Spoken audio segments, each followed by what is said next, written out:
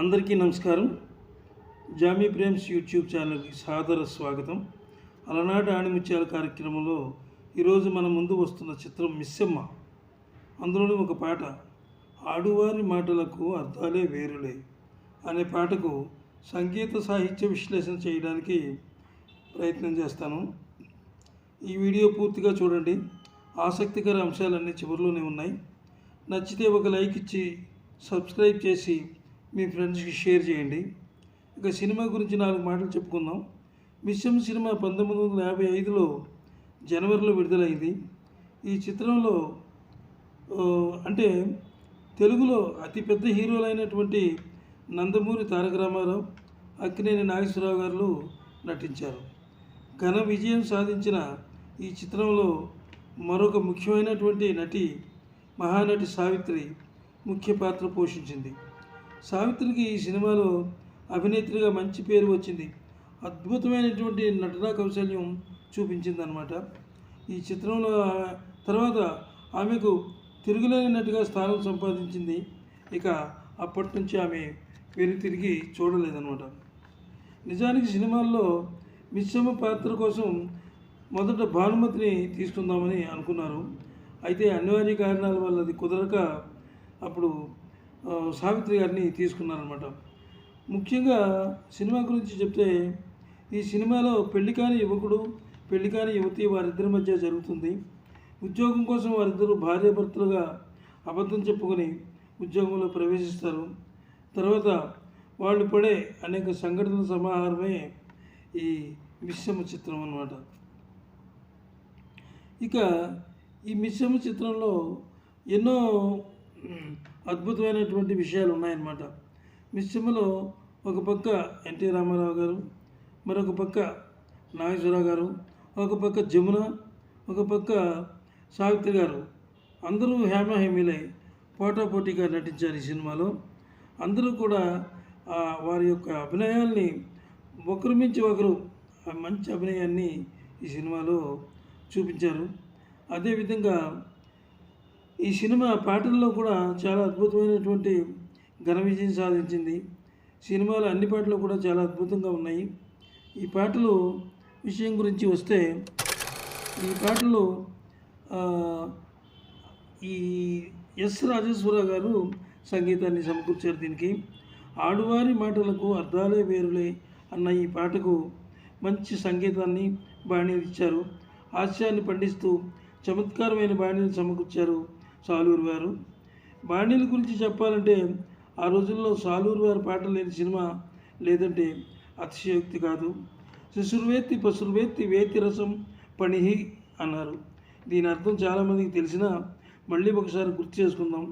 సంగీతం శిశువులను, పశువులను ఆయస్కాంతంలా ఆకర్షిస్తుంది. అలాగే పాములను కూడా లయబద్ధంగా విన్యాసం చేయిస్తుందన్నమాట. ఇక ఈ సినిమాలో పాట రాసిన వారు పింగళి నాగేంద్రరావు గారు. పింగళి వారి రచనల గురించి చెప్పాలంటే చాలా కష్టం. అపురూపమైన పదాలు ఆయన మస్తిష్కంలో ఎప్పుడు బయటకు రావడానికి పోటీ పడుతూ ఉంటాయన్నమాట. ఇంకా చెప్పాలంటే నిక్షిప్తమై ఉంటాయని కూడా చెప్పవచ్చు. అన్ని రకాల యాస పాత్రలను అవపోసన పట్టినటువంటి వారు ఆయన. జానపద గీతాల కోసం చాలా కృషి చేశారు ఆయన రాసిన పదాలు జానపదాల్లో మధుర గీతాలు అయ్యాయి. పింగళి వారి పదాలు ప్రేక్షకుల గుండెలను సూటిగా తాకుతాయన్నమాట. అంత అద్భుతమైనటువంటి రచయిత ఆయన.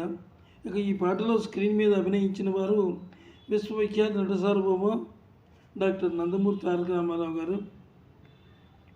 ఈ సినిమా ఆ రోజుల్లో మంచి యువకుడుగా ఉన్నారు రామారావు గారు. అసలు ఈ సినిమాలో ఆయన నటన చూస్తే మంచి యువరక్తం ఉరకలేసేలా ఉంది. మంచి డాషింగ్ హీరోగా ఆయన ఆ సినిమాలో మంచి పేరు తెచ్చుకున్నారు. కొన్ని చోట్ల మంచి నటన చూపించారనమాట. అదేవిధంగా తర్వాత వీరికి జోడీగా మహానటి సావిత్రి నటించారు. సావిత్రి గారి గురించి మనం కొత్తగా చెప్పుకునేది ఏమీ లేదు.